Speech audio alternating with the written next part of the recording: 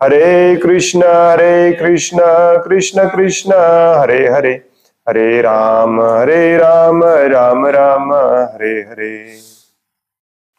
मुखं करोति वाचालं पंगुं लंघायते गिरिं यत्कृपातमहं वन्दे श्रीगुरुं दीनतारिणम्। हरे कृष्ण। श्रीमद भगवद गीता जशी आहे तशी, भाषांतर आणि तात्पर्य कृष्ण कृपा मूर्ती श्री श्रीमद AC भक्तिवेदांत स्वामी प्रभुपाद यांच्याद्वारे आपण वाचत आहोत अध्याय पहिला, अर्जुन विषाद योग, कुरुक्षेत्रावरील सैन्याची निरीक्षण, कुरुक्षेत्रातील युद्धस्थळावर सैन्यांचे निरीक्षण। आणि आज आपण वाचणार आहोत श्लोक नंबर 16 पासून पुढे।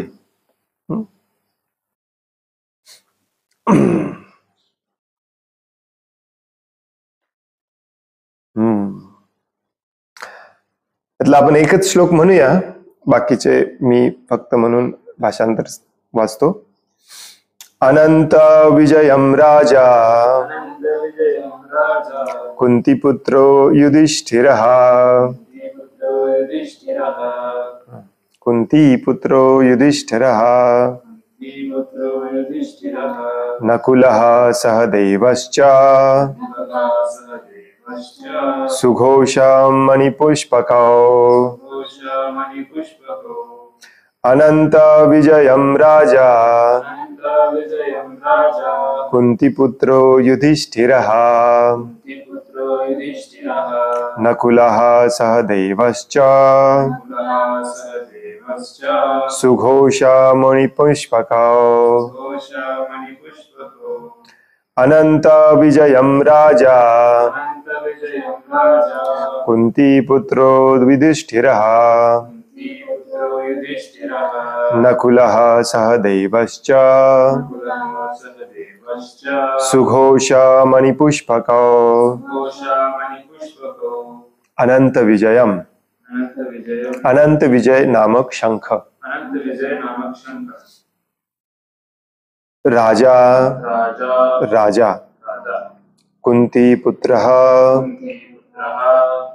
कुंतीपुत्र, युधिष्ठिरः युधिष्ठिर, नकुलः नकुल, सहदेवः सहदेव, च आणि सुघोष मणिपुष्पकौ, सुघोष आणि मणिपुष्पक नामक शंख।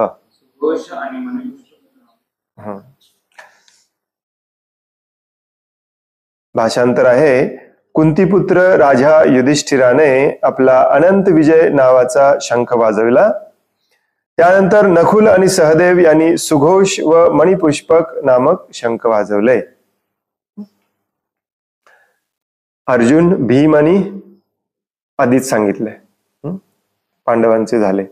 पुढच्या 2 श्लोकामध्ये सांगितलंय, काशश्च परमेश्वासः शिखंडीच महारथः, दृष्टद्युम्नो विराटश्च सात्यकिश्च अपराजित, द्रुपदो द्रौपदेयाश्च सर्वशः पृथ्वीपते, सौभद्रश्च महाबाहुः शंखान दद्मु पृथक पृथक।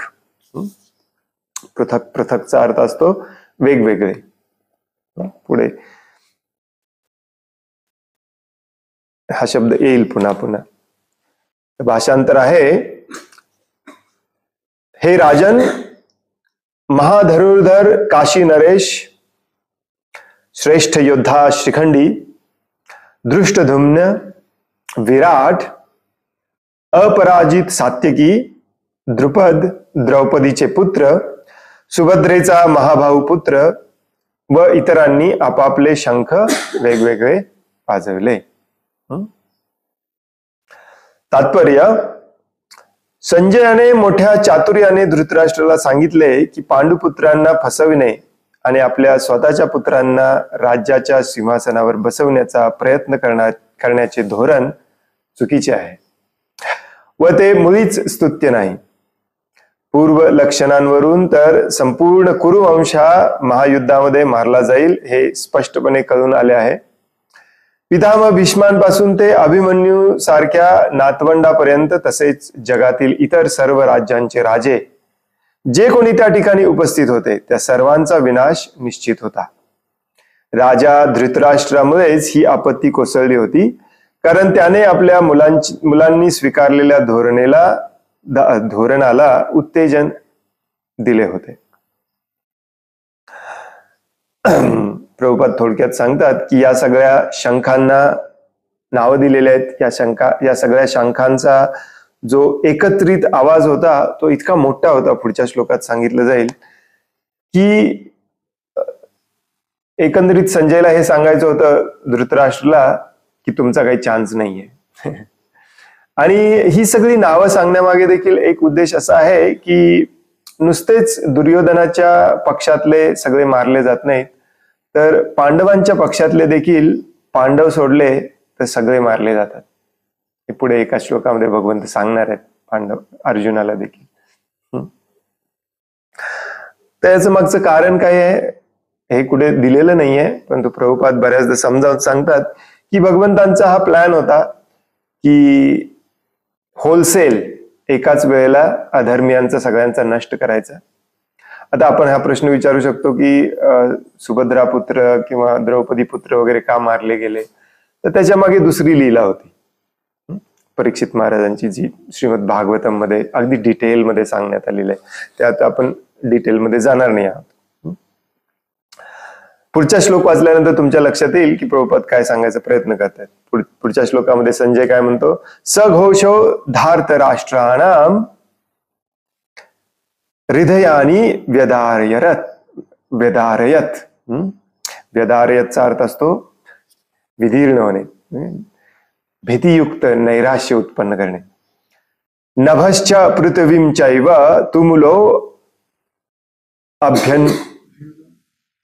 तुमुलो अभ्यन्नुनादयन.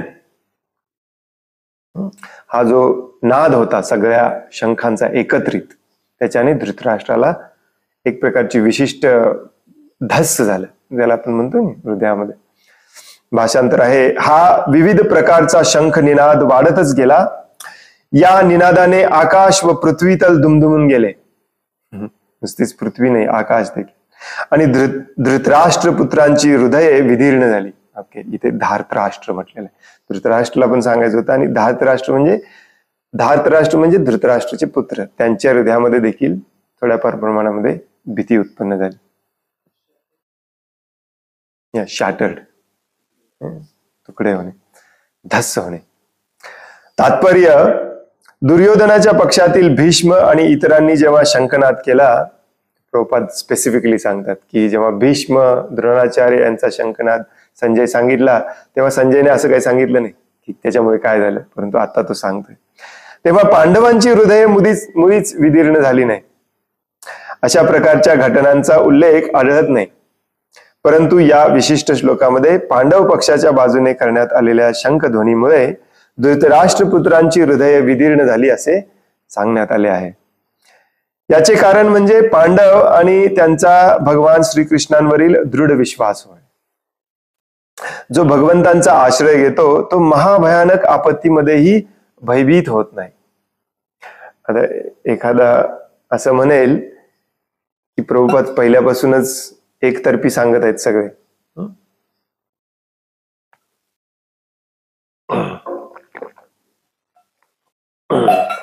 परंतु प्रभुपादांचं एक वैशिष्ट्य आहे.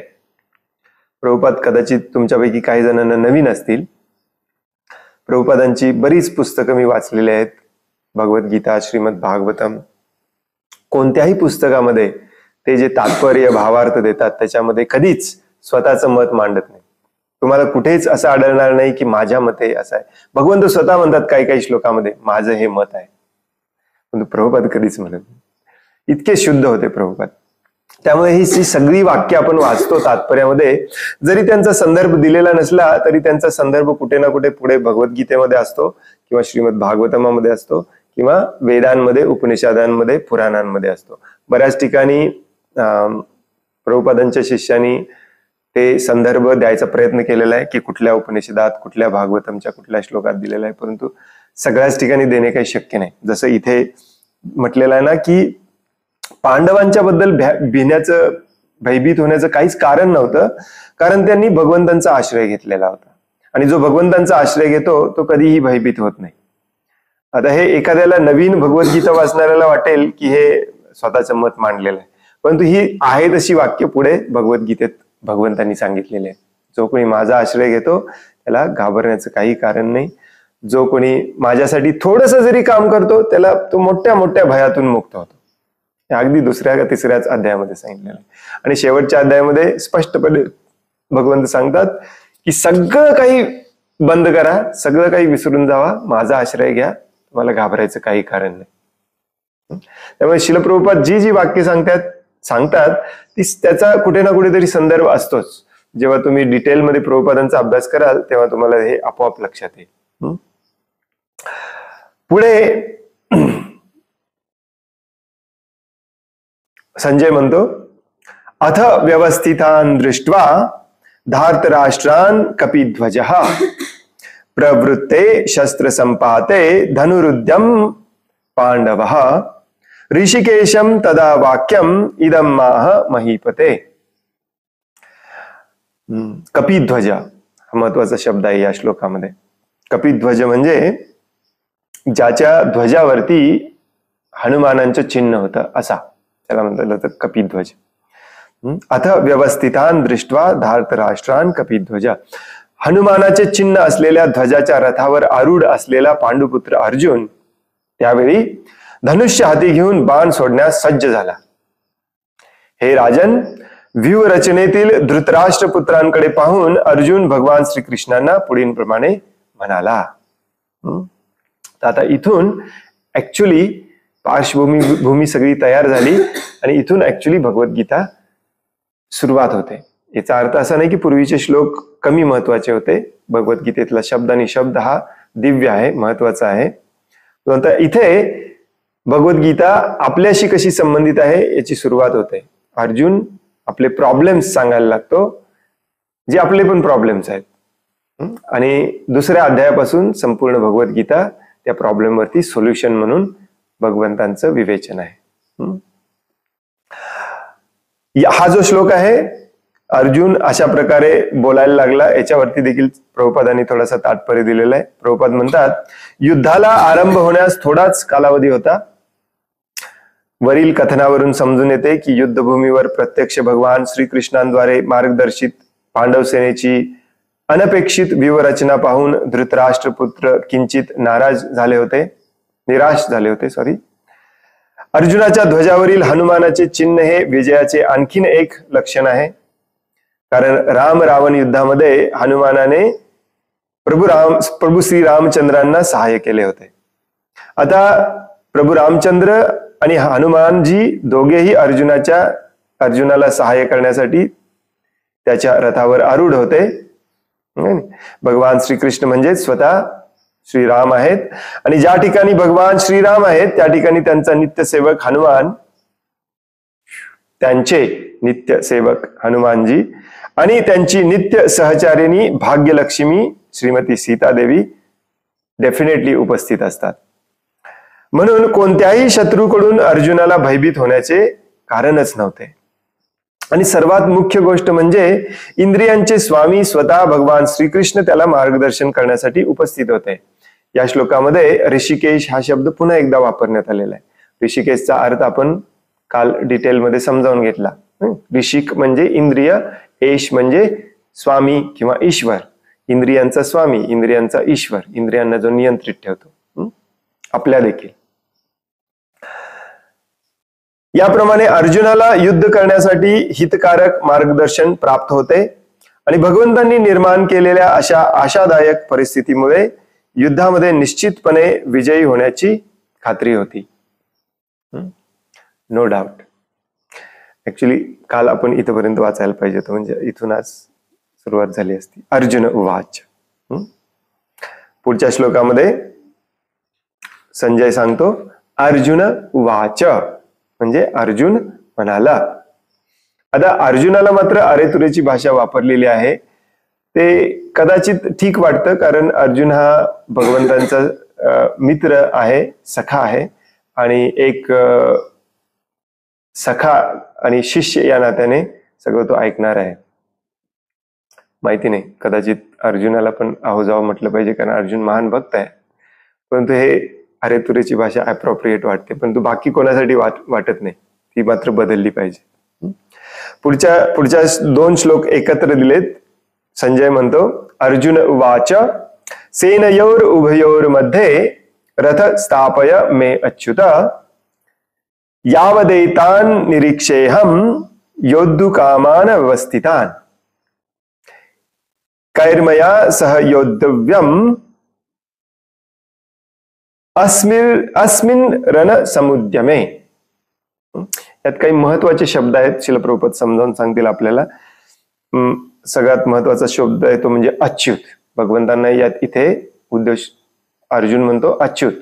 जसं कालच आपण चर्चा केली की बऱ्याच श्लोकांमध्ये वेगवेगळ्या ठिकाणी भगवंतांचं वेगवेगळं नाव वापरलं गेलेलं आहे, अर्जुनद्वारे, संजयद्वारे, आणि त्याला महत्व आहे.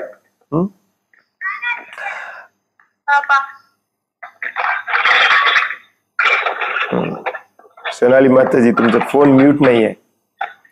आणि योद्धु कामान व्यवस्थितान म्हणजे योद्धाची कामना करून इथे उपस्थित असलेले सगळे. तर अर्जुन काय म्हणतो? अर्जुन म्हणाला, हे अच्युत, कृपया माझा रथ दोन्ही सैन्याच्या मध्ये घेऊन चला. म्हणजे येथे युद्ध करण्याच्या इच्छेने प्रेरित झालेल्या आणि ज्यांच्या बरोबर मला या भयंकर शस्त्र स्पर्धेमध्ये संघर्ष करावायचा आहे त्या सर्व उपस्थितांना मी पाहू शकेन. आता ही अर्जुनाच्या मनस्थितीची सुरुवात आहे. प्रभुपाद सांगतात, श्रीकृष्ण जरी पुरुषोत्तम श्री भगवान असले तरी त्यांच्या अहेतुकी कृपेमुळे ते आपल्या मित्राची सेवा करीत होते. ते आपल्या भक्तावरील प्रेमात कधीही चुकत नाहीत, म्हणून त्यांना या ठिकाणी अच्युत असे संबोधण्यात आले आहे. याचा अर्थ आपल्याला समजावून घ्यायचा आहे. आणि आणखीन एक महत्वाचा पॉइंट या श्लोकामधून आपल्याला लक्षात येतो, तो म्हणजे सगळीकडे भगवद्गीतेमध्ये आपण श्रीकृष्णांना परम पुरुषोत्तम भगवान श्रीकृष्ण म्हणून संबोधणार. व्यासदेव स्वतः भगवान म्हणतात, संजय भगवान म्हणतो. आणि हळूहळू जसं जसं आपण 7व्या-8व्या अध्यायापासून वाचायला सुरुवात करू तेव्हा आपल्या लक्षात येईल की वाव, येस, भगवान श्रीकृष्ण हेच परम पुरुषोत्तम परम श्रेष्ठ भगवान आहेत. आणि मग या श्लोकामध्ये असं दिसून येतं की असं असताना देखील अर्जुन त्यांना ऑर्डर सोडतोय, आदेश देतोय ऍक्च्युली, कारण त्यांनी सारथीची भूमिका केलेली आहे.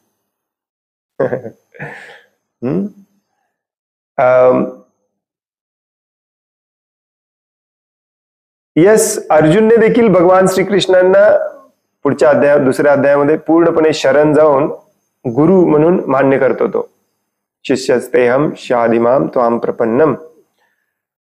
त्यामुळे गुरुला अशा प्रकारचे आज्ञा सोडणे, चला माझा रथ दोन्ही सैन्याच्या मध्ये घेऊन चला, हे थोडं ऐकायला विचित्र वाटतं की नाही?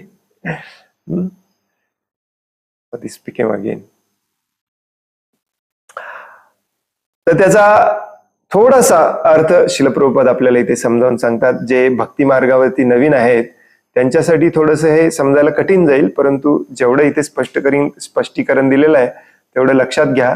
हळूहळू बाकीचं सगळं तुमच्या लक्षात येईल. तर त्याचं स्पष्टीकरण असं आहे की भगवान श्रीकृष्ण हे आपल्या शुद्ध भक्तासाठी काहीही करायला तयार असतात. आणि बऱ्याच केसेसमध्ये जेव्हा आपण शुद्ध भक्तीच्या लेवलला जातो तेव्हा ते आपल्या खालची भूमिका घ्यायला देखील तयार असतात. इनफॅक्ट शास्त्रामध्ये असं सांगितलेलं आहे की आपल्या खालच्या भूमिकेमध्येच त्यांना आनंद मिळतो. अमेझिंग, हो की नाही? एक शांत आणि दास्य रस सोडला तर बाकीच्या साख्य, माधुर्य आणि वात्सल्य रसामध्ये भगवान श्रीकृष्ण नेहमी इन्फिरियरची भूमिका करतात.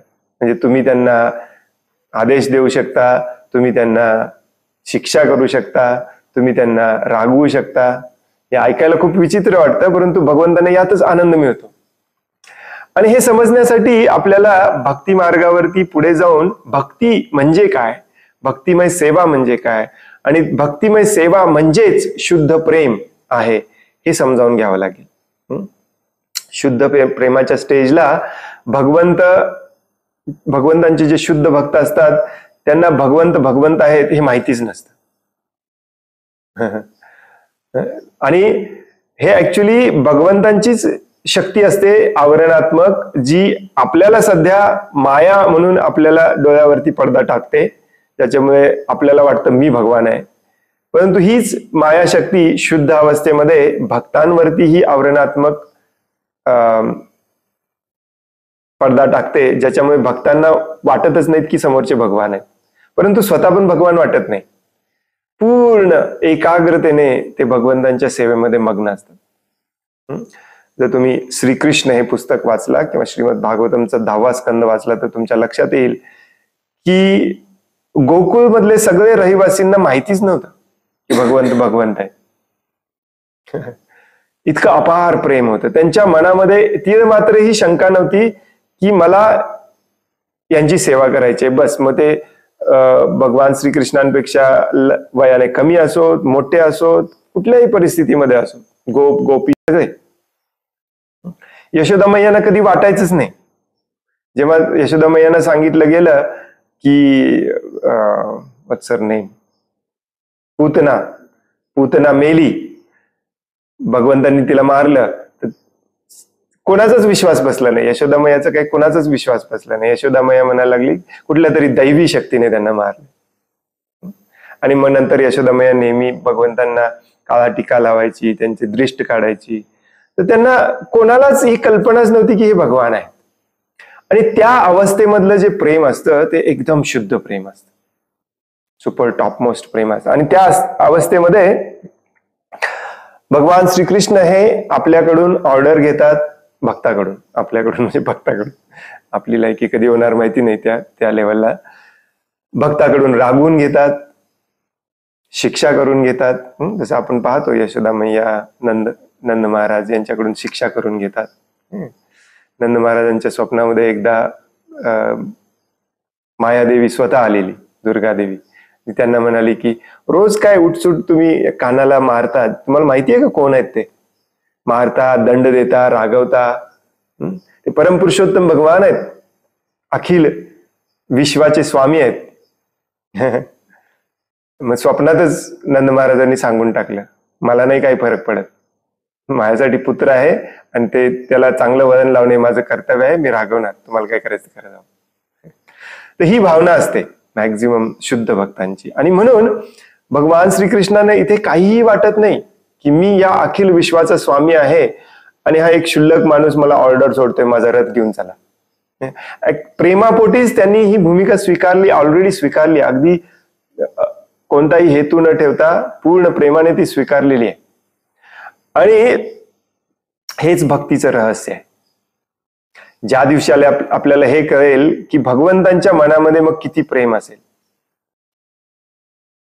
या अखिल विश्वाचे जे स्वामी आहेत सगळं त्यांच्या मालकीचं आहे, एक गोष्ट नाही जी त्यांच्या मालकीची नाही. भगवद्गीतेमध्ये रिपीटेडली सांगतात ते सगळं माझ्या मालकीचं आहे, एक दोनदा नाही, बऱ्याच वेळेला.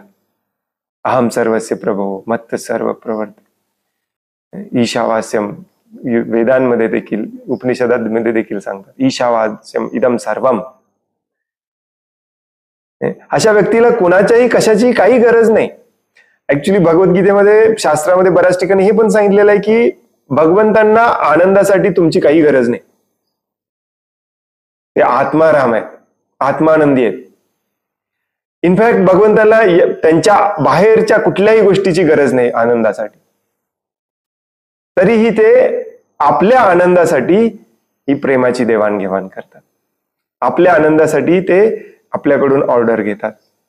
आणि ही स्टेज समजायला पूर्णपणे भगवंतांना शरण जावं लागतं.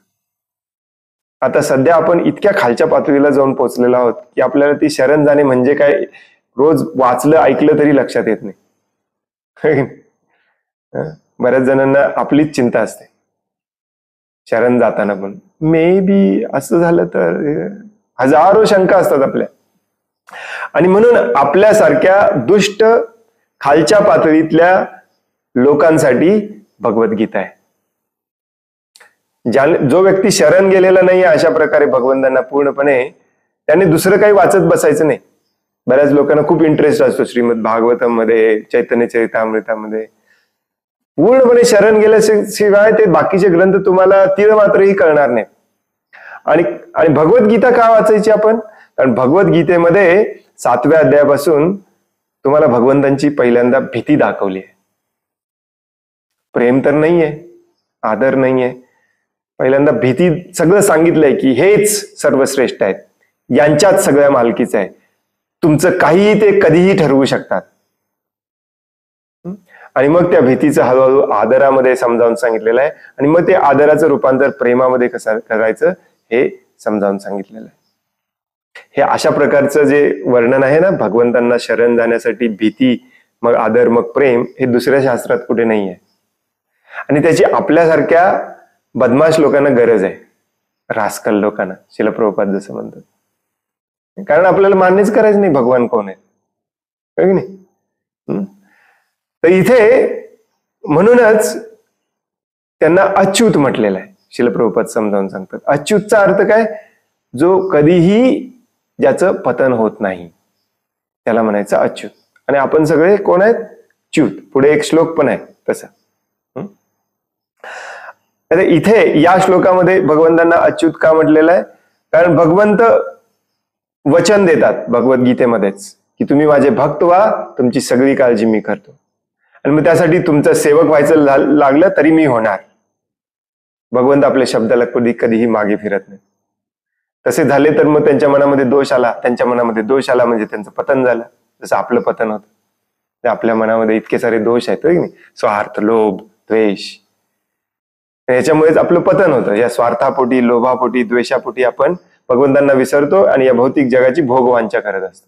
त्यालाच पतन होणे म्हणतात. पतन होणे याचा अर्थ असं नसतं की कुठून तरी खूप लांबून खूप इथे पडला वगैरे. छोट्या मोठ्या गोष्टीमध्ये देखील भगवंतांचं विस्मरण हेच पतन असतं. तर इथे श्रील प्रभुपाद समजावून सांगतात पहिल्याच वाक्यामध्ये, श्रीकृष्ण जरी पुरुषोत्तम श्री भगवान असले तरी त्यांच्या अहेतुकी कृपेमुळे ते आपल्या मित्राची सेवा करीत आहेत. ऍक्च्युली त्यांना काही गरज नाही आहे, परंतु त्यांनी वचन दिलेलं आहे, माझे भक्त व्हा, मी तुमच्यासाठी काहीही करतो. आणि ते आपल्या वचनाला कधीही मागे फिरत नाहीत. ते आपल्या भक्तावरील प्रेमात कधीही चुकत नाहीत. म्हणून त्यांना या ठिकाणी अच्युत असे संबोधण्यात आलेले आहे. त्यांचं पतन कधीच होत नाही.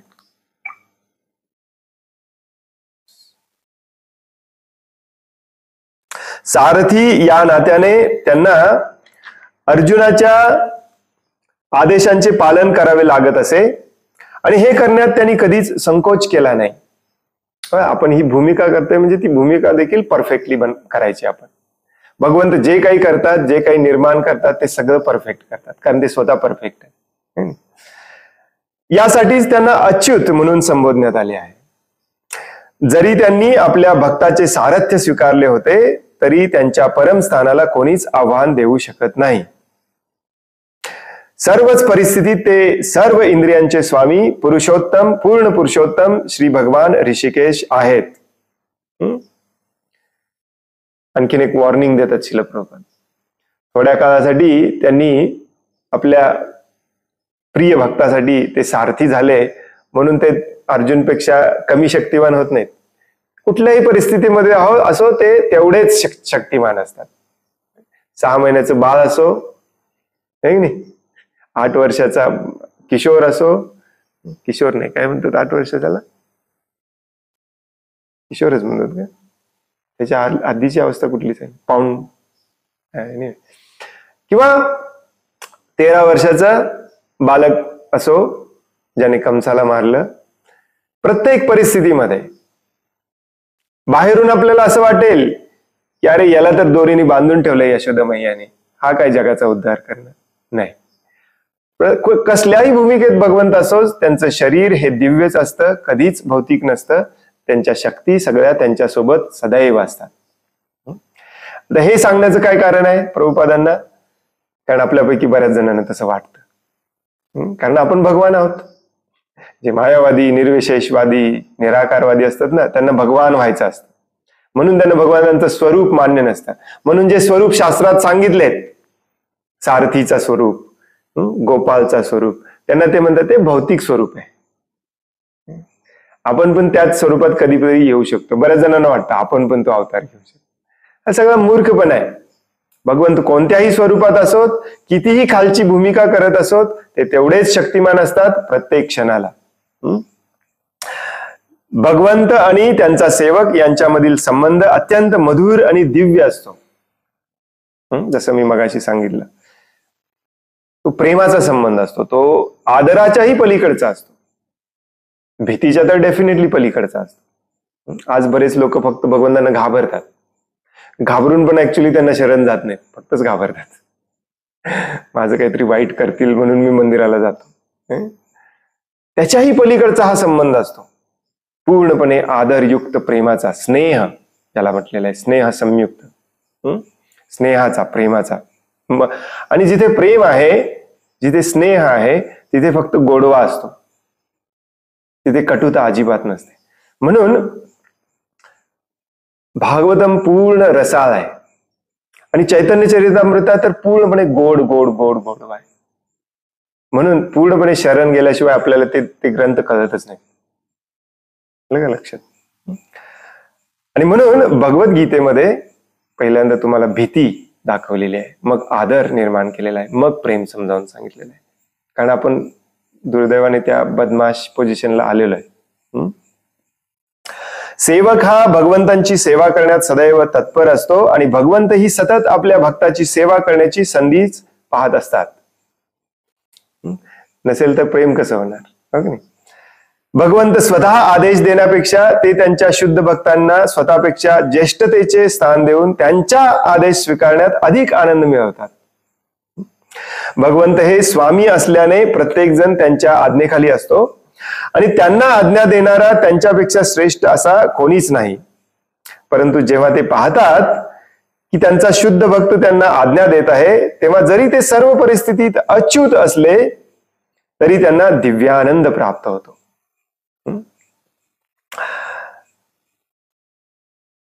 हे प्रेमाचं प्रमुख लक्षण असतं. प्रेमाचं प्रमुख लक्षण म्हणजे काय? प्रेम तिथेच जाणवतो जिथे देवाणघेवाण असते. ही आजकालच्या जगातली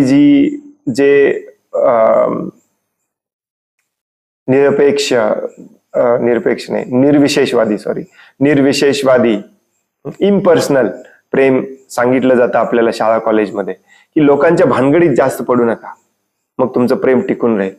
हे इतकं बोगस आहे, इतकं बोगस आहे, इतकं बोगस आहे, याला काही अर्थच नाही. यालाच निर्विशेषवाद म्हणतात, इम्पर्सनल. पर्सनल गोष्टीत आपण गेल्याशिवाय प्रेम कसं उत्पन्न होणार? प्रेम हे पर्सनल असतं, इम्पर्सनल नसतं. पूर्वीच्या काळामध्ये सगळे गावातले एकमेकांना प्रेमाने पाहायचे. सुतार, कुंभार, लोहार, ब्राह्मण, सगळे, अगदी वैद्य देखील. वैद्याकडे गेलं तर हिस्ट्री सांगायची गरज लागायची नाही, वैद्याला सगळं माहिती असायचं, तुम्ही कोण आहात. तोच कन्सेप्ट हळूहळू फॅमिली डॉक्टर म्हणून झाला आणि आजकाल फॅमिली डॉक्टर विक्टर काही प्रकारच राहिला नाही. डॉक्टरला गेल्यानंतर सांगायची पण गरज लागत नाही, कारण डॉक्टर विचार पण करत नाही तुम्ही कोण आहात, काय होते सांगा, एक गोळी घ्या, जाओ बाहेर जा. अमेरिकेसारख्या ठिकाणी कम्प्युटरमध्ये तुमची हिस्ट्री ठेवली जाते, कारण त्याला माहिती नाही तुम्ही कोण आहात. हे सगळं सगळं सगळं इम्पर्सनल झालेलं आहे आज या जगामध्ये.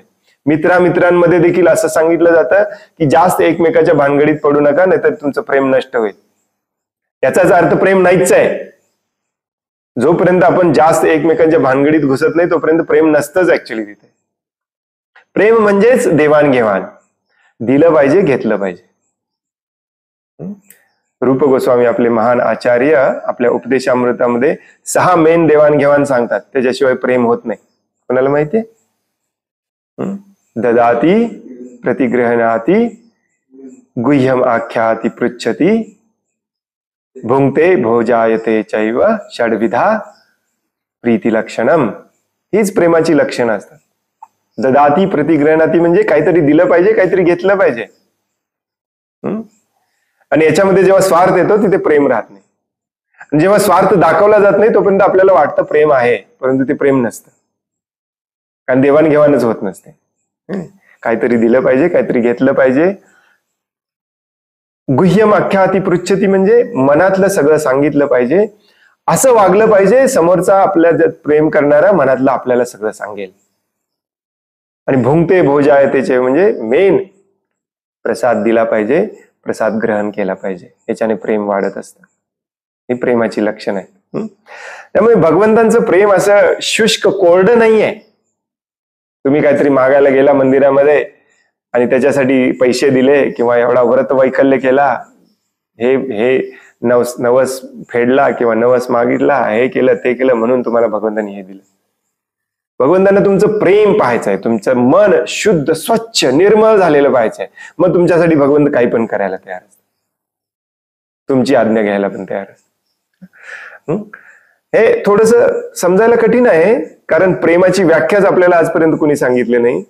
या जगातलं प्रेम हे अशुद्ध आहे, अगदी आईचं देखील प्रेम अशुद्ध आहे असं शास्त्र म्हणतं. या जगात शुद्ध आहे परंतु पूर्णपणे शुद्ध नाही. त्यामुळे हे जे कन्सेप्ट आपण वाचतोय, चर्चा करतोय, सगळं डोक्यावरून जाते, हो की नाही. आणि याचं मेन सूत्र भगवद्गीतेमध्ये दिलेलं आहे की जोपर्यंत तुम्ही प्रत्येक जीवावरती समान प्रेम करायला लागत नाही तोपर्यंत तुम्हाला प्रेम समजलंच नाही. आणि तेच आपण समजावून घेणार आहोत भगवद्गीतेमध्ये. तर भगवंतांचा हा प्रेमाचा आदान प्रदान हे या प्रकारचं असतं. भगवंतांना उलट आनंद होतो जेव्हा तुम्ही त्यांना आज्ञा देता. जेव्हा भगवंत मधुमंगलला स्वतःच्या खांद्यावर उचलून घेतात, भगवंतांना आनंद होतो.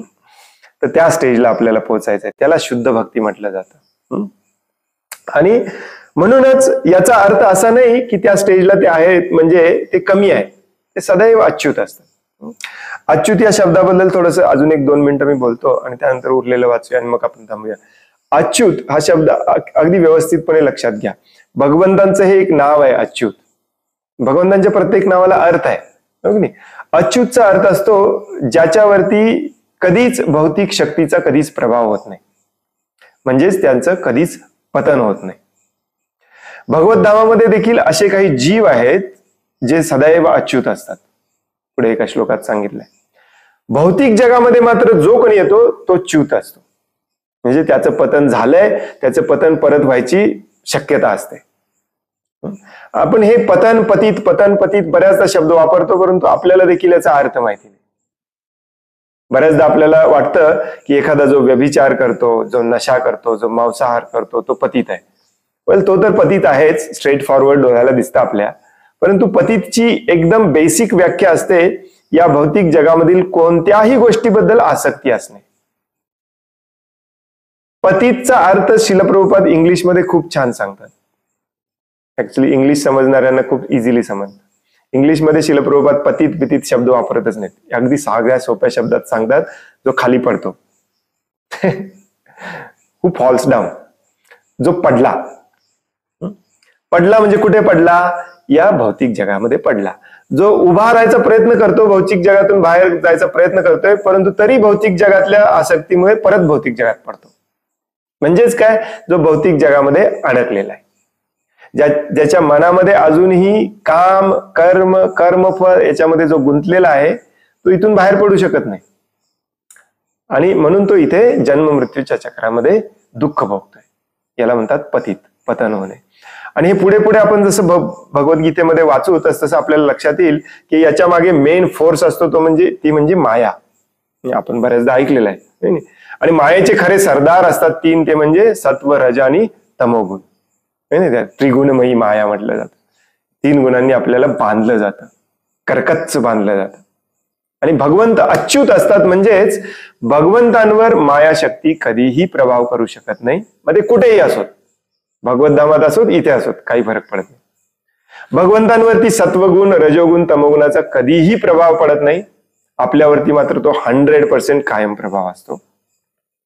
आता हे सांगण्यामागचा उद्देश देखील हेच आहे की बऱ्याच मायावादी निर्विशेषवाद्यांना वाटतं की भगवंतांवर पण परिणाम पडतो. आपल्यातलेच ते एक आहे, इम्पॉसिबल आहे. असे काही श्लोक आहेत भगवद्गीतेमध्ये, त्याच्यावरून हे सिद्ध होतं. भगवंत स्वतः सांगतात की माया मी निर्माण केलेली आहे, माझ्या अधीन काम करते, मी त्याचा स्वामी आहे, त्यामुळे ती मला बांधू शकत नाही कधीच, तिला माझं ऐकलं पाहिजे सदैव. त्रिगुणमयी माया याचाच अर्थ असतो. अशा परिस्थितीमध्ये जो व्यक्ती असतो त्याला म्हणतात अच्युत. त्याचं कधीही पतन होत नाही. मायाशक्ती कधीही त्याला डळमळीत करू शकत नाही, आपल्या अधीन आणू शकत नाही. ज्याच्या अधीन मायाशक्ती असते तो असतो अच्युत. प्रभुपाद कधी कधी बऱ्याचदा जोकिंगली म्हणायचे की भगवंतांचं गोत्र आहे अच्युत, आणि आपण सगळे भगवंतांचे अंश आहोत म्हणून आपला गोत्र पण आहे अच्युत. बऱ्याच जणांना आता कलियुगामध्ये गोत्र माहिती नसतं, हो की नाही. बऱ्याच मंदिरामध्ये वगैरे गेल्यावरती आपल्याला विचारलं जातं तुमचं गोत्र काय, कारण ते मंत्रामध्ये घालणार असतात, तुमच्या गोत्राचं भलं होऊ दे वगैरे. तर बऱ्याच जणांना मग वाईट वाटतं आपलं गोत्र माहित नाही आपल्याला, आपण शोधून काढलं पाहिजे वगैरे वगैरे. कलियुगामध्ये या सगळ्याला काही अर्थ नाही. प्रभुपाद खूप छान समजावून सांगतात. ज्योतिष पाहणे, यज्ञ करणे, देवी देवतांचं नवस बोलणे, हे दे करणे ते करणे, हे सगळं बंद केलं पाहिजे. आपण फक्त नामस्मरण केलं पाहिजे आणि भगवंतांची सेवा केली पाहिजे, बस. आणि कुणी विचारलं तर अगदी ठामपणे सांगायचं तुम्ही कुठल्या गोत्रातले आहोत, आपण अच्युत गोत्रातले आहोत. कारण भगवंतांचा आपला डायरेक्ट संबंध आहे. पुढे शेवटचा पॅराग्राफ मध्ये उरलेला श्लोक समजावून सांगतात श्रील प्रभुपाद. भगवंतांचा शुद्ध भक्त या नात्याने अर्जुनाला आपल्या भावंडांशी व चुलत्यांशी युद्ध करण्याची मुळीच इच्छा नव्हती, पण दुर्योधन हट्टी असल्यामुळे आणि शांततामय वाटाघाटी करण्यास कधीच तयार नसल्यामुळे अर्जुनाला युद्धभूमीत येणे भाग पडले. यासाठीच युद्धभूमीवरील उपस्थित ज्येष्ठ व्यक्तींना पाहण्यास तो उत्सुक होता. रणांगणावर शांततेचा प्रयत्न करण्याचा जरी प्रश्नच नव्हता, तरी त्या व्यक्तींना पुन्हा पाहण्याची आणि एका अनावश्यक युद्धाची मागणी करण्यामध्ये ते किती कृतनिश्चय आहेत हेही पाहण्याची त्याची इच्छा होती. हे सगळे बदमाश आहेत तरी कोण? सुरुवातीला त्याची इच्छा हीच होती, हे सगळे बदमाश युद्धाला एवढे उत्सुक झालेत, यांचे चेहरे बघायचेत मला. परंतु ते बघितल्यानंतर तो विचलित होतो. ही अवस्था इथून पुढे समजावून सांगण्यात आलेली आहे.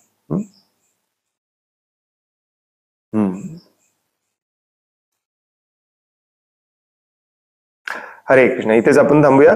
पुढच्या श्लोकात पण हेच सांगितलेलं आहे जे आता आपण वाचलं, पण तू उद्या वाचलेलंच चांगलं आहे. थोडंसं कॉन्टेक्स्ट पण कळेल आपल्याला. कंटिन्यू करूया आपण उद्या. हरे कृष्ण. कोणाला काही प्रश्न आहे, काही सांगायचं आहे?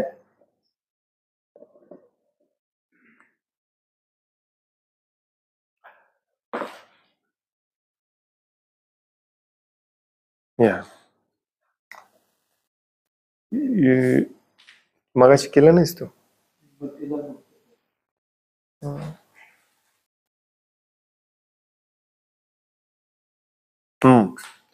हरे कृष्ण. गुगल मीट वरती ऐकू येतं का? हो येतंय प्रभूजी. ओके. बराच वेळ कोणी काही बोललं नाही म्हणून म्हटलं, कधी कधी ब्लॉक होतं ते. कोणाला काही प्रश्न आहे, काही सांगायचं आहे? हो येत आहे तरी.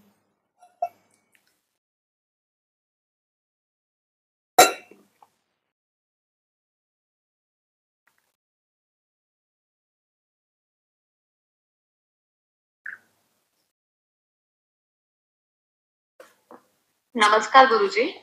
हरे कृष्ण. हरे Krishna.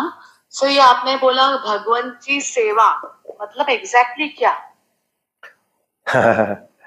Yes, very interesting question.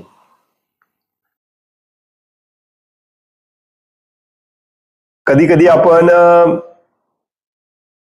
मानवाची, प्राणी मात्रांची सगळी सेवा करण्यालाच धर्म मानतो, आणि अशा लोकांना भगवंत मानण्याचं थोडस कमीपणाचं वाटतं, किंवा भगवंतांना ते मानत नाहीत. मानव सेवा हीच सर्वश्रेष्ठ आहे वगैरे मानतात. परंतु शास्त्र आपल्याला उलट सांगतं. भगवंतांची सेवा केला तरी तुम्ही सगळ्या मानवांची सेवा आपोआप केलीच पाहिजे. हे पुढे पुढे भगवद्गीतेमध्ये हे स्पष्ट केलं जाईल. का? कारण सगळे जीव जंतू, मानव, वनस्पती, प्राणी, पर्यावरण, नेचर, हे सगळं भगवंतांचा अंश आहे. त्या सगळ्यांची सेवा केली पाहिजे.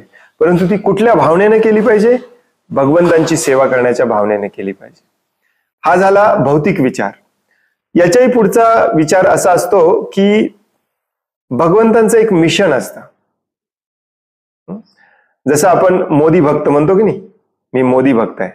मोदी भक्त आहे म्हणजे तू एक्झॅक्टली करतो काय? आजकाल बरेचसे लोक भक्त आहे म्हणतात परंतु काम काय करत नाहीत आपल्या स्वामीसाठी. परंतु मोदी भक्त जेव्हा आपण म्हणतो तेव्हा मोदीसाठी आपण काम केलं पाहिजे. नुसतं मोदी भक्त म्हणून चालत नाही, है नाही. जसे आपल्या भागामध्ये जे आमदार खासदार असतात त्यांची आपण पूजा करतो, आम्ही त्यांचे भक्त आहे. आमच्या इकडे एक राजू शेट्टी म्हणून आहेत, सगळे शेतकरी म्हणतात आम्ही राजू शेट्टीचे भक्त आहोत. पण याचा अर्थ असा आहे का की मोदींचा किंवा यांचा फोटो आपण घरात लावायचा आणि रोज 4 उदबत्त्या ओवाळायच्या म्हणजे आपण झालो, आपली झाली सेवा, आपण त्यांचे भक्त झालो, असं होतं का? हा श्रेष्ठ असतो का जो नरेंद्र मोदींसाठी गावागावामध्ये जाऊन प्रचार करतो, त्यांची मतं पोचवतो, त्यांचे जे योजना वगैरे असतात ते लोकांपर्यंत पोहोचवतो, लोकांचा मोदींशी संबंध जोडण्याचा प्रयत्न करतो, तो खरा कार्यकर्ता असतो, हो की नाही? तो खरा मोदींचा शिष्य, मोदींचा भक्त असतो. तसंच आपण हे समजावून घेतलं पाहिजे की भगवंतांची फक्त मूर्ती ठेवणे, फोटो ठेवणे आणि त्याला फक्त रोज ओवाळणे ही भगवंतांची सेवा नाहीये. बऱ्याच जणांना वाटतं हीच भगवंतांची सेवा आहे. नो, हे जर तुम्ही करत असाल आणि बाकी सगळ्यांशी वाईट वागत असाल, पर्यावरणाशी पण वाईट वागत असाल, शोषण करत असाल, तर भगवंत तुम्हाला कधीच ऍक्सेप्ट करत नाहीत. भगवंत जसं स्पष्टपणे सांगतात श्रीमद भागवतामध्ये, असं स्पष्टपणे सांगतात की माझी फक्त पूजा अर्चना तुम्ही अगदी परफेक्टली करत असाल परंतु दुसऱ्या जीवांना मात्र तुम्ही स्वार्थाने द्वेषाने बघत असाल, समान प्रेम करत नसाल, तर तुम्ही भक्तीच्या एकदम खालच्या थराला आहे. आता दुसऱ्या जीवांवरती, सगळ्यांवरती प्रेम करायचं म्हणजे काय? बऱ्याच जणांना वाटतं की त्यांना अन्नदान करणे, त्यांना नेत्रदान करणे, त्यांच्यासाठी हॉस्पिटल उघडणे, येस, हे भौतिक मदत आहे. परंतु शास्त्र आपल्याला सांगतं की कितीही अशा प्रकारची भौतिक मदत तुम्ही केला तरी तुम्ही त्यांना दुःखातून बाहेर काढू शकत नाही. येस, ते सध्या छोट्या दुःखामध्ये आहेत, परंतु आपल्या सगळ्यांचाच, या भौतिक जगामध्ये असलेल्या आपल्या सगळ्यांचाच मोठा दुःख आहे तो म्हणजे जन्म आणि मृत्यू. याच्यातून बाहेर काढण्यासाठी आपण सगळ्यांना मदत केली पाहिजे. ती भगवंतांची सेवा असते.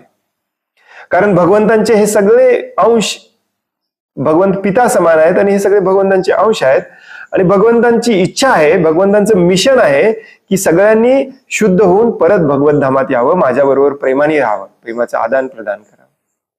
आणि या मिशन मध्ये जो मदत करतो, जसं मोदींच्या मिशन मध्ये जो कार्यकर्ता मदत करतो तो मोदींचा खरा भक्त असतो, तसं भगवंतांच्या या मिशन मध्ये जो मदत करतो, सगळ्या जीवांवरती प्रेम करतो, सगळ्या जीवांना भगवद्गीतेचं ज्ञान देतो, सगळ्या जीवांना भक्तीमध्ये येण्यासाठी जे काही लागेल ती सगळी मदत करतो. मग ते अन्नदान असो, कसल्याही प्रकारचं.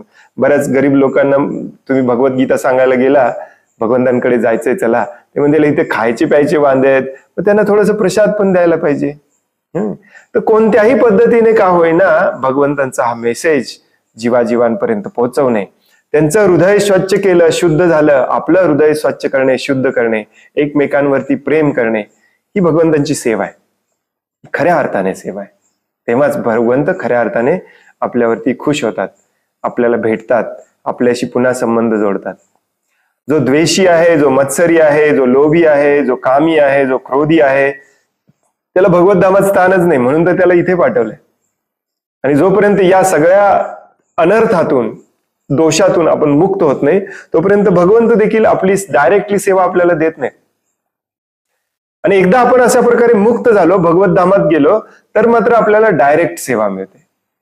भगवंतांची मित्र म्हणून, भगवंतांचे आई वडील म्हणून, भगवंतांचा प्रियकर म्हणून, भगवंतांचा दास म्हणून, भगवंतांच्या हातातली पायाखालची वगैरे एखादी वस्तू म्हणून, भगवंतांच्या लीला क्रीडांमधील एखादा अंश म्हणून, अशी आपल्याला सेवा मिळते तिथे. परंतु इथे या भौतिक जगामध्ये भगवंतांच्या मिशन मध्ये आपल्याला काम केलं पाहिजे.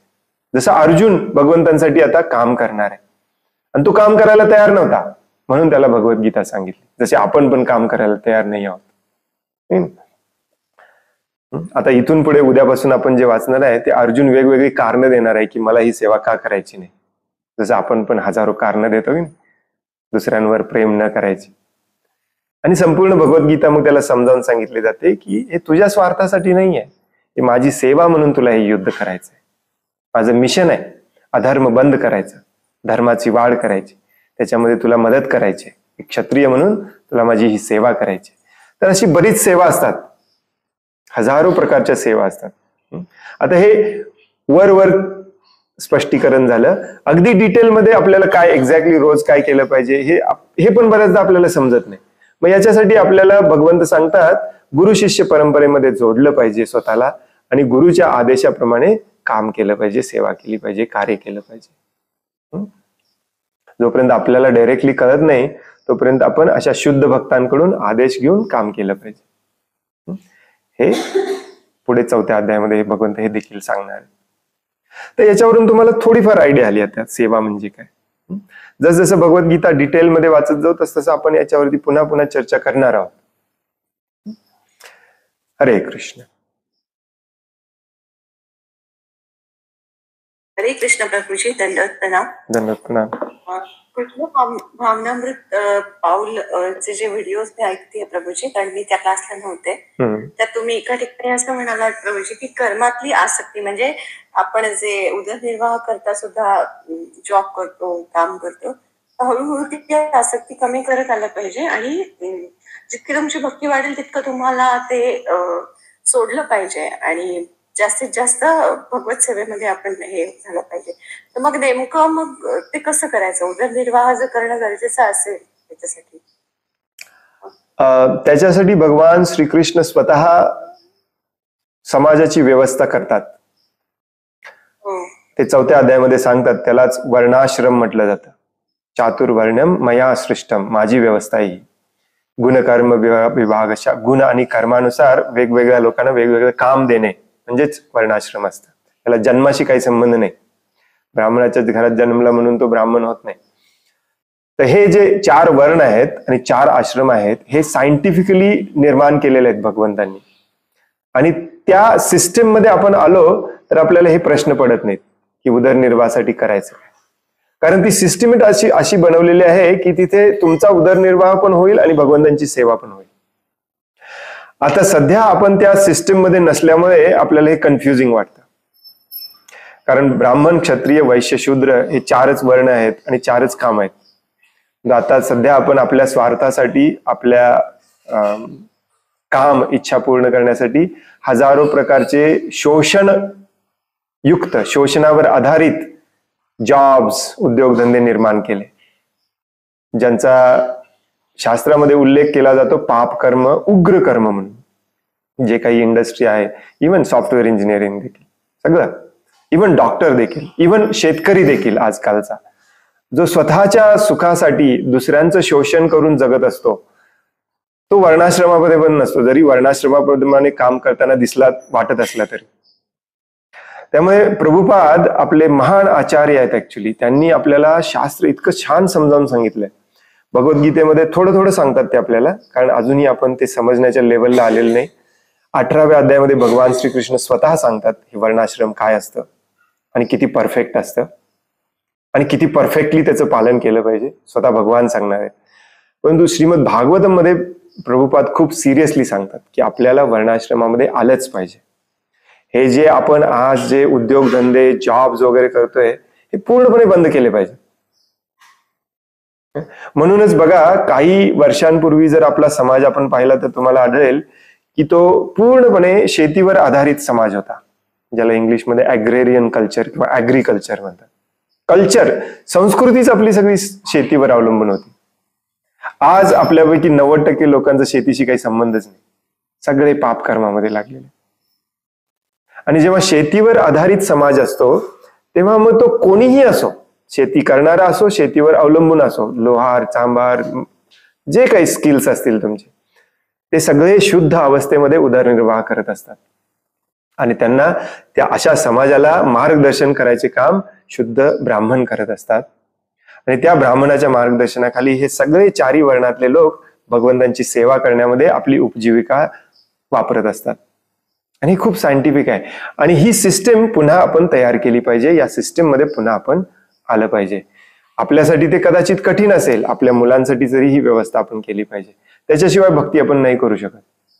तुम्हाला ऐकून आश्चर्य वाटेल, तुम्हाला आजपर्यंत कोणी सांगितलं नसेल, परंतु प्रभुपाद हे हजारो वेळा सांगतात की त्याच्याशिवाय भक्ती आपण नाही करू शकत. नसेल तर मग आपण उदरनिर्वाहासाठी पाप कर्म करणार. आणि भगवद्गीतेच्या निष्कर्षानुसार जो कोणी पाप कर्म करत असतो तो कितीही जप करो त्याचा उद्धार कधीच होत नाही. पाप कर्म ज्याने पूर्णपणे बंद केलेलं आहे, प्रभुपाद सांगतात भक्त आणि पापी हे एकमेकाच्या पूर्णपणे विरोधात आहे. हे कधीच शक्य नाही असणे. मग ज्याच्या त्याच्या कुवतीनुसार, जसं संत तुकाराम महाराजांनी एका दिवसात ठरवलं उद्यापासून पाप कर्म बंद करायचं, तसं तुम्ही करू शकता. तुम्हाला कुणी अडवलेलं नाहीये. असे भक्त मृत्यूची पर्वा करत नाहीत किंवा भविष्याची पर्वा करत नाहीत. असे बरेच भक्त आपल्या शास्त्रामध्ये आहेत. प्रल्हाद महाराज, ध्रुव महाराज 5 वर्षाचे असताना जंगलात गेले. त्यांच्या आईने पाठवलं. आई कुठल्या 5 वर्षाच्या मुलाला पाठवेल? घनदाट जंगलात. आजकालचे बोगस जंगल नव्हे, जिथे वाघ, सिंह, साप, विंचू सगळं आहे. ऊन, वारा, पाऊस. एका क्षणात आपलं पाप कर्म बिझनेस बंद करणारे बरेच भक्त आहेत. आणि आपल्याला हे लक्षात येत नाही, कारण आपल्याला चुकीचं भक्ती शिकवली जाते. आहे ते करत राहा आणि फक्त जप करा. हे पूर्णपणे चुकीची भक्ती आहे. भगवद्गीतेत कुठेच सांगितलेलं नाही. प्रभुपाद स्ट्रिक्टली सांगतात, भगवद्गीतेत कुठेच भगवंतांनी अर्जुनाला सांगितलेलं नाहीये की तुझं काम करू नको, फक्त जप कर. याच्या भगवद्गीता एक्झॅक्टली याच्या विरुद्धात आहे, विरुद्ध सांगण्यासाठी. कारण अर्जुनाची इच्छा होती मी सगळं सोडून जप करत बसणार, मला हे करायचं नाही. पण भगवंतांनी त्याला सांगितलं नाही, तुला तुझं कर्म पण करावं लागेल. त्यामुळे हे आपल्याला थोडंसं सिरियसली घ्यावं लागेल. येस, कांदा लसूण सोडणे सोपं आहे, चहा कॉफी सोडणे सोपं आहे, जॉब सोडणे अवघड आहे. हे सगळ्यांना कळतं, परंतु ते सोडलं पाहिजे. मग काय केलं पाहिजे? शेतीवर आधारित जीवन जगलं पाहिजे. आणि त्याच्यासाठीच शिल प्रभुपादांसारखे महान आचार्य यांनी ही सोसायटी निर्माण केलेली आहे, जिथे भक्त एकत्र येतील आणि एकमेकांना मदत करतील. जसं की मी आता ठामपणे, माझ्याकडे पैसा होता म्हणून मी निर्णय घेतला की आपल्याला हे सगळं पापकर्म बंद करायचंय, आपण शेतीवर आधारित जीवन जगायचंय. आता आणखीन 2 भक्त म्हणाले मला पण हे करायचं आहे, परंतु माझ्याकडे काही साधनच नाही. तर मी त्यांना मदत केलं पाहिजे. ऍज अ संस्था म्हणून, ऍज अ आश्रम म्हणून मदत करण्यासाठी ह्या संस्था निर्माण केल्या जातात. या संस्थेचा अर्थ फक्त असा नसतो की बऱ्याच संस्था आहेत तशीच आणखीन एक संस्था आहे. म्हणून प्रभुपादांनी याला इन्स्टिट्यूशन, ऑर्गनायझेशन असं काही नाव दिलेलं नाही. याला नाव दिलं सोसायटी, जिथे भक्त एकत्र राहतील, एकत्र वर्णाश्रमामध्ये येतील. हे 4 वर्णाप्रमाणे जो काम करतो आणि 4 आश्रमाप्रमाणे जो आपली आध्यात्मिक प्रगती करतो. आश्रम हे आध्यात्मिक प्रगतीसाठी असतात, वर्ण हे उपजीविकेसाठी असतात. आणि भगवंतांनी बनवलेली ही शास्त्रोक्त सायंटिफिक सिस्टम आहे. याच्यामध्ये यायचा प्रयत्न करा, तुमची उपजीविका पण व्यवस्थित होणार आणि तुमची भक्ती पण 100% व्यवस्थित होणार. हे करणं अवघड आहे, परंतु आपण सर्वांनी एकत्र येऊन याच्यावरती चर्चा केली पाहिजे आणि याच्या दिशेने पावलं उचलली पाहिजे. याच्यासाठी वरिष्ठ भक्तांची मदत घेतली पाहिजे, जे ऑलरेडी करतात त्यांची मदत घेतली पाहिजे. हे थोडंसं रिमोट कन्सेप्ट वाटतो आपल्याला, परंतु आपण हे ऑलरेडी करतो. इंद्रिय तृप्तीसाठी आपण गाव सोडून जातो पुण्यात राहायला. किती उदाहरण आहेत, आपण सगळे त्यातलीच उदाहरणं. इंद्रिय तृप्तीसाठी पुणे सोडून US ला जातो आपण. कशासाठी जातो? भगवंताच्या भक्तीसाठी जातो, इंद्रिय तृप्तीसाठी जातो. मग इंद्रिय तृप्तीसाठी एवढे मोठे चेंज करू शकता तुम्ही, भगवंतांच्या भक्तीसाठी ही चेंज करू शकत नाही. असं थोडंसं स्वतःला मनाला पटवून द्यायचं. बऱ्याच जणांनी पटतच नाही लवकर. आश्चर्याची गोष्ट म्हणजे. त्यामुळे एक बेसिक रूल लक्षात ठेवायचं की जोपर्यंत आपण पाप करत राहणार तोपर्यंत भक्तीचा लवलेशी नाहीये, तोपर्यंत फक्त भक्तीची प्रॅक्टिस आहे. त्यामुळे पूर्ण प्रयत्न केला पाहिजे कसं पाप कर्म बंद करता येईल. हरे कृष्ण. खूप छान सांगितलं समजून प्रभूजी, समजलं मला. म्हणजे खूप खूप धन्यवाद. हरे कृष्ण.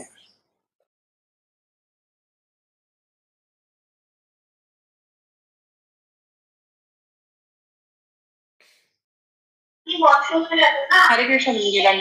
हरे कृष्ण. दंडवत ना.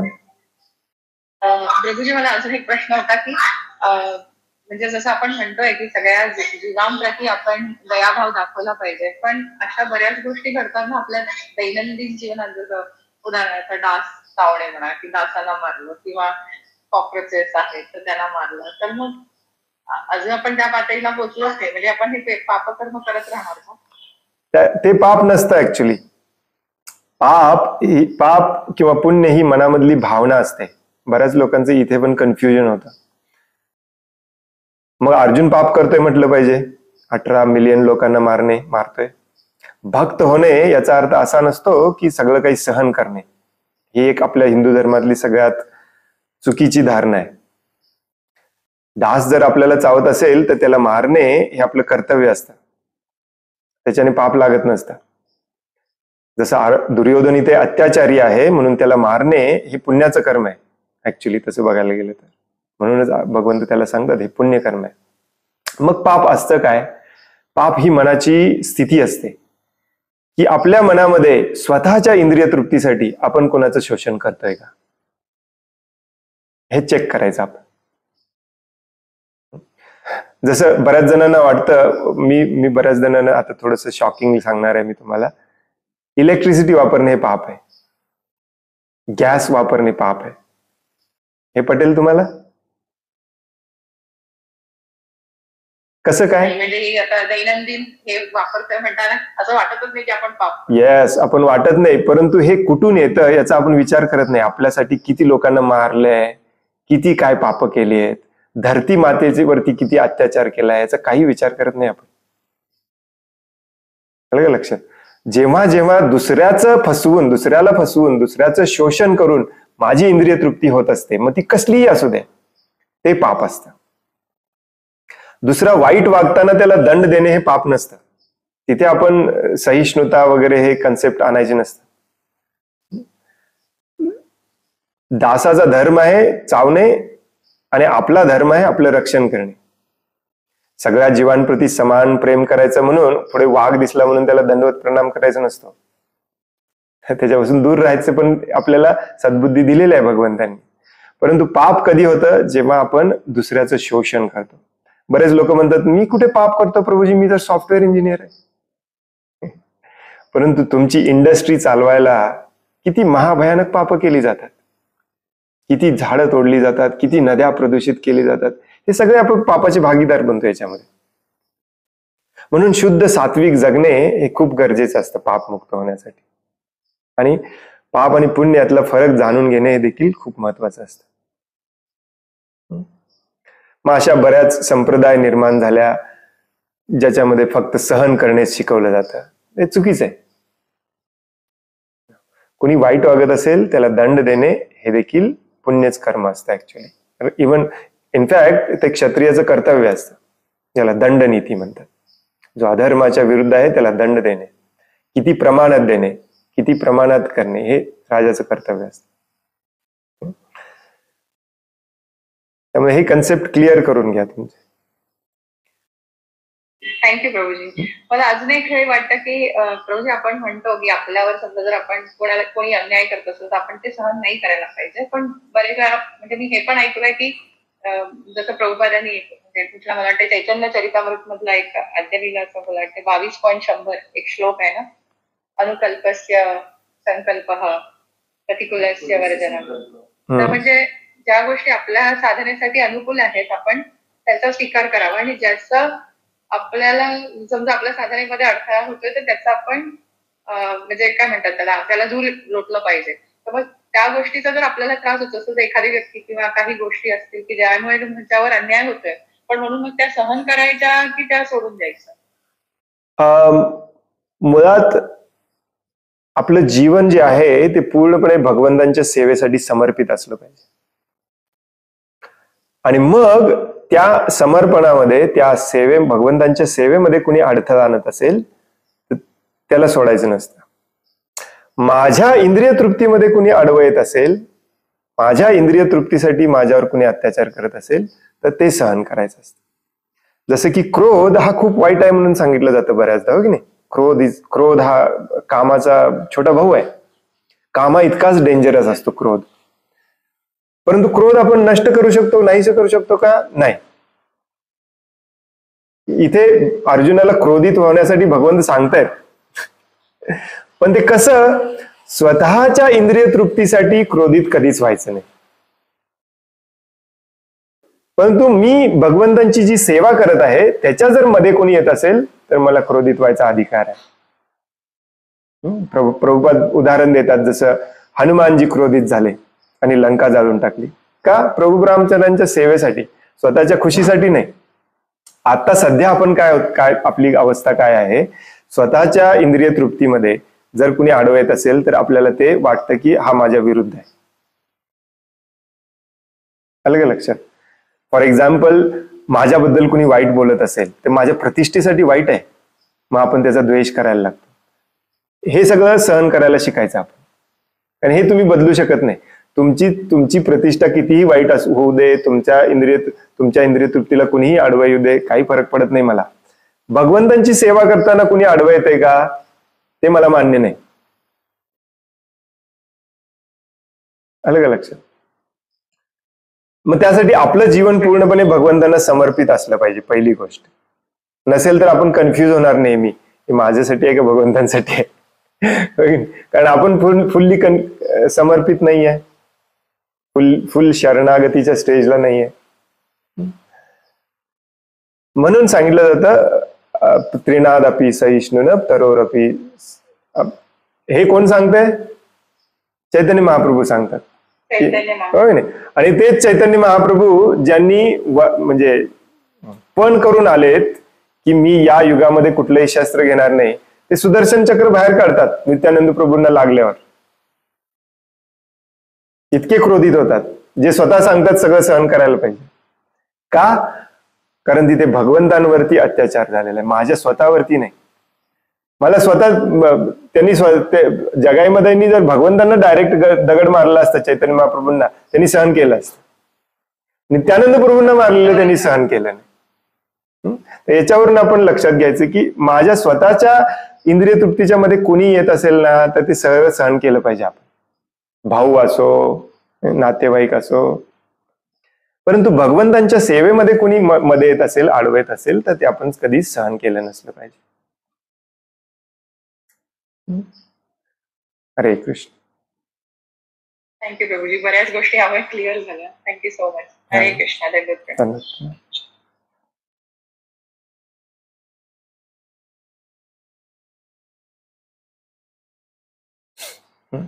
खूप खूप धन्यवाद. वांछा कल्पतरोभयश्च कृपा सिंधुभ्य एव च पतितानां पावनेभ्यो वैष्णवेभ्यो नमो नमः. अनंत कोटि वैष्णव वृंद की जय. वैष्णव ठाकुर शिल प्रभुपाद की जय. भगवद गीता जशी आहे तशी की जय.